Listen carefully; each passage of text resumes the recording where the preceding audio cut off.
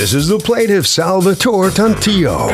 He says he and the defendant work for the same company, and he sold him his Chevy truck. The guy has his truck, still owes him money on it, refuses to pay, and now everything's one big tangled mess. Bottom line, he sold him the truck in good faith and wants his money, so he's suing for $2,000.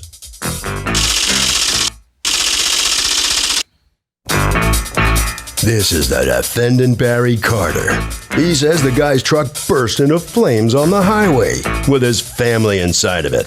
The thing became engulfed and everyone was lucky to get out alive. The plaintiff could care less about selling him a death trap. This has been a fiasco, and he can't for the life of him think he's going to get the rest of his money. He's accused of firing up a lawsuit. All parties, please raise your right hand. And welcome back to the People's Court. Next case in the docket, the plaintiff says the defendant, a co-worker, won't pay him for his Chevy truck. But the defendant says the plaintiff sold him a death trap. It's the case of what the truck? Okay, Salvatore Tantillo, Yes. you are suing Barry Carter for $2,000 that you say he owes you still on the purchase of a truck that you sold to him. That's correct. Tell me what happened. Back in July, I decided to sell my truck, and Barry and I work with the same company. So I was in his location, and I had a sign on it, whatever the case was. So What kind of truck was this? 94 Suburban. Okay. So I showed him the truck, and I says, "You like it?" He says, "Yeah, I love it." I says, "Fine." He says, "It's up for sale for $5,000. He says, "Okay, no problem." I says, "You want to test drive it?" He said, "No." I says, "Fine." So I says, "At least I need some kind of a deposit." So he says, "Okay, maybe next week I'll give you $1,000, and so you could hold the truck for me, and then I'll come up with the rest of the money." I said, "Fine." So that day came. He didn't have the money. So about a month went by. I went on vacation, came back, and I called him up. I says, "You still interested?" He says, "Yeah." I says, "Okay."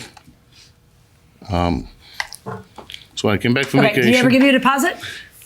No, I don't want to take this long. I want to get there. He never gave me the deposit. Okay. So he at some point you sell him the car. Yes, he was interested. Let's get there. So you sell him the Suburban, and how and under August what? 9th, he had $3,000. Now, were you expecting $5,000 that day? Yes. Okay. And he shows up with $3,000. With $3,000. And he's failed to come up with the $1,000 here and the $1,000 there the way you guys have planned. This was not like a bad sign for you.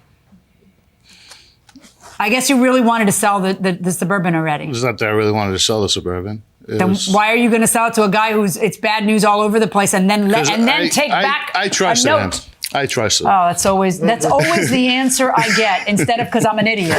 I trusted him. Why don't you just say because I'm an idiot? Why can't you just say that? Well, come on, seriously. The guy doesn't have the $1,000 the first time, doesn't have the $1,000 the second time. You're having to chase him to see if he'll buy it. Then he's supposed to come with $5,000 the last time, and he comes up with $3,000 and says, I still want to buy it, but I'm only giving you $3,000. And none of these are bad signs for you. my bad. Okay. Now, was that so hard? No. Okay. All right. You go ahead and give him the title of the car. Yes. All right. And then do you have him sign a promissory note or Yes. something? Okay. Well, that's good. I have it here. All right. And it says that he's going to owe you $2,000. Correct. But a funny thing happened Yes. after he got the car in his possession. Yes. And that would be that he didn't pay you a single other penny. Correct. Oh, we didn't see that. Not only coming. that, he told me that the truck caught fire, and I was kind of shocked at the time. And this is how long after you had sold it to him? Probably 3.5 weeks. Okay. Okay.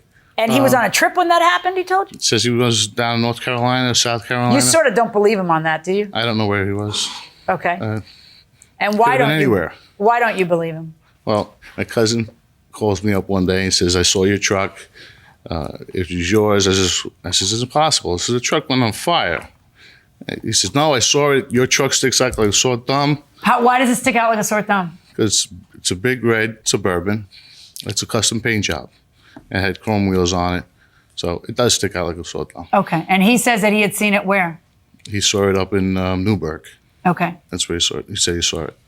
All right. So I says, "Look," I said, "you could have made a mistake, whatever." He goes, "No, I saw the truck. I saw the truck." Well. Okay. So were you in Newburgh? No. Okay. What's going on? Why won't you pay the guy the other $2,000 that he says you owe him? First of all, I gave him $3,000 up front because I was going on vacation. I was going to give him the $2,000 when I come back from vacation. But you got the car at $3,000. Yes. The truck didn't last. It broke down 2 times on my way to vacation. The thermostat, it overheated. The truck was a piece of garbage. I have the pictures of the truck being burnt right here. So I don't know what he's talking about. Okay, let's see the pictures of the truck being burned. Did you test drive the car before you bought it? Yes, it was working fine until you got on the You open did test road. drive it? Yes. He says you didn't even test drive I it. test drive when he gave it to me. No, after you said, I don't mean after you bought the car, did you test drive it? My question is, before you bought the car, did you No, test drive because we it? worked together, so I trusted him. There we go. There it goes. Truck is That didn't mine. take long, did it? I bought a car I'd never driven because I trusted him. It's all back on him. It's not because I'm a fool. So you buy a used car. How do you protect yourself?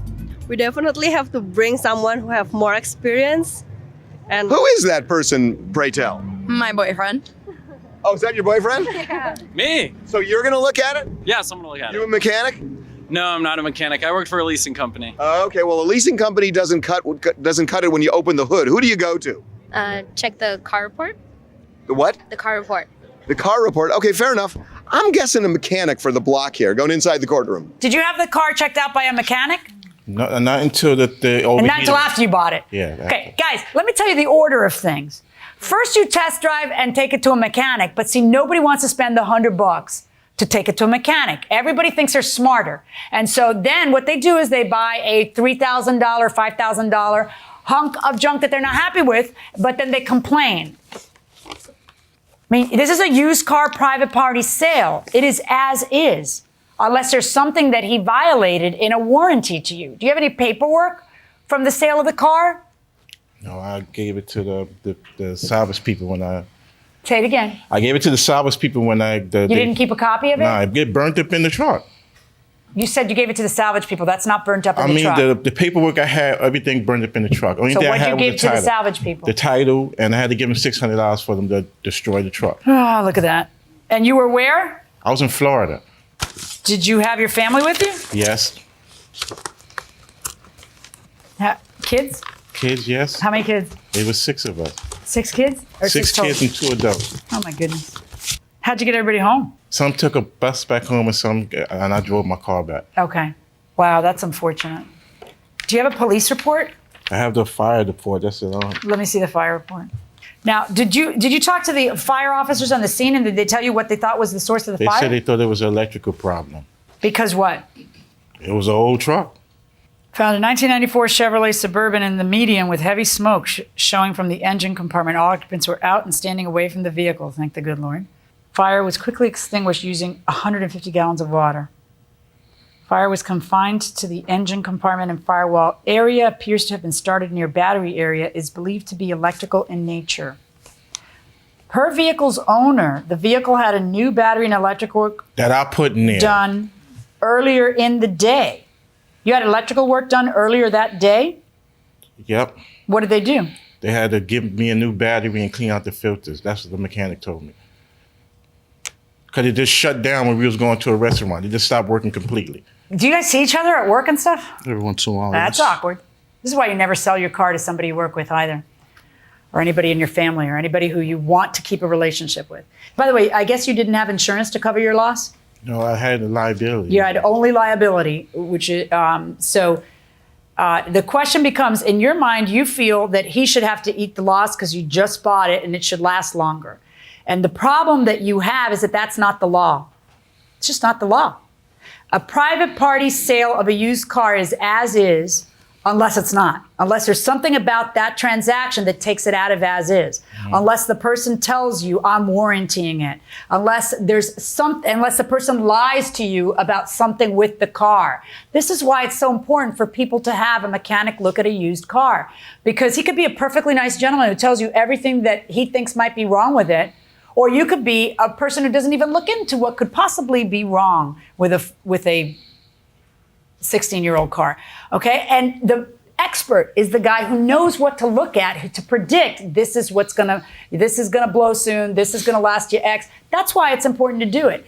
It doesn't matter how many times I say this. No one's ever I think at one time we've had a litigant who actually had a mechanic look at it, and unfortunately for them, the mechanic made a mistake. Okay, but it's honestly, it just astounds me how nobody ever takes the time to look into their $5,000 purchase. Because if it had happened the next day, you would also have no recourse. If it had happened on the way home, you would have no recourse. It's an as-is sale. That's the law. So you're going to have to pay this man the remaining balance of $2,000. Verdict for the plaintiff. Thank you. Well, once again, it comes down to those two very big little words, as is. Just step up a little bit. Tell me what's your reaction to the outcome now. I knew I was going to lose anyway, but it is what it is. Well, what gave you the impression that you were going to lose this case? Because I signed a paper that's saying that as is. But he sold me a piece of junk, and he knew he sold me a piece of junk. So, And that electrical work you did earlier in the day, you think that was a coincidence? The truck it was a piece of garbage, and he knew it. Okay, all right. All right, head right down this way and have a mechanic look at the car before you pay your money. What's your feeling here? I think justice was served. As is, the truck was fine. A couple of weeks before I even gave him the truck, 8 days before I gave him the truck, I put 800 miles on the truck. Mm-hmm. No problems, none whatsoever. Yeah, well, then all of a sudden it goes up in flames when he gets behind the wheel. How come? Get a professional mechanic. Yes. Oh, you think it was that work done Absolutely. earlier in the day? Yes. Mm-hmm. Harvey? You know, people never talk about this, but when you buy a used car, you can always negotiate and say, look, it's going to cost me $100 to get the car inspected. Split the cost of inspection with me. You pay $50 and I'll pay $50. You can always negotiate that stuff. And that will do it for this case. Litigants for the next case on the way into the courtroom right now.